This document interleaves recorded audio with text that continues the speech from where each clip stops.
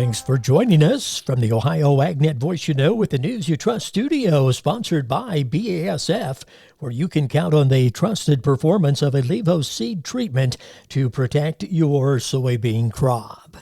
Well, the American Farm Bureau Federation's annual Thanksgiving cost survey shows a slight dip in costs this year. Every year, volunteer shoppers from the American Farm Bureau Federation help determine the average cost of feeding 10 people for a Thanksgiving meal. Faith Parham, an economist with AFBF, said consumers should expect some slight relief at the grocery store. According to our volunteer shoppers, the average cost of Thanksgiving for 10 people is about $55.18. That's about $5.52 a person. This is a decrease of more than 5% from last year and marks the third straight year of declines. But it's really important to note that these declines don't erase the dramatic increases that led to that record high in 2022. She said the basket of goods showed mixed results on price increases versus decreases. So we saw some increases in 5 of our 12 items, and that was really largely driven because of produce prices. Produce prices are typically highly volatile, and so we saw fresh produce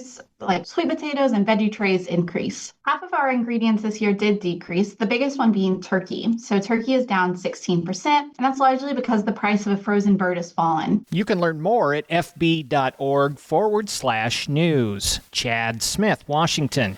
President Trump has announced that many fertilizers U.S. farmers rely on will be exempt from reciprocal tariffs.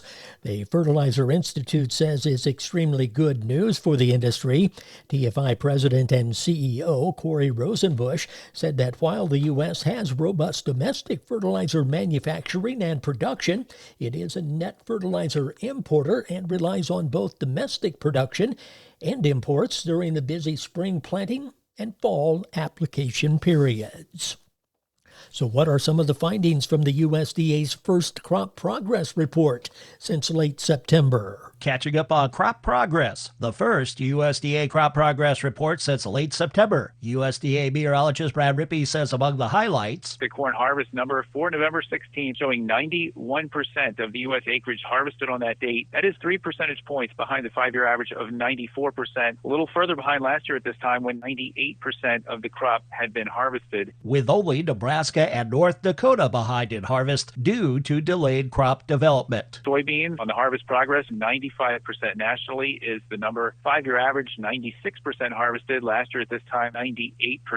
Most winter wheat has been planted. The initial crop condition report shows 45% good to excellent. Our only comparison is to last year at this time, 49% good to excellent. So condition a little lower than this time a year ago. Same thing holds true with the very poor to poor numbers, 19% very poor to poor. Last year at this time, 15%. I'm Rod Bain reporting for the U.S. Department of Agriculture in Washington, D.C. Groups like the American Soybean Association applauded the Environmental Protection Agency and the Army Corps of Engineers for proposing a more workable version of the Waters of the United States rule for agriculture. The National Cattlemen's Beef Association said WOTUS has been a long-standing and frustrating issue.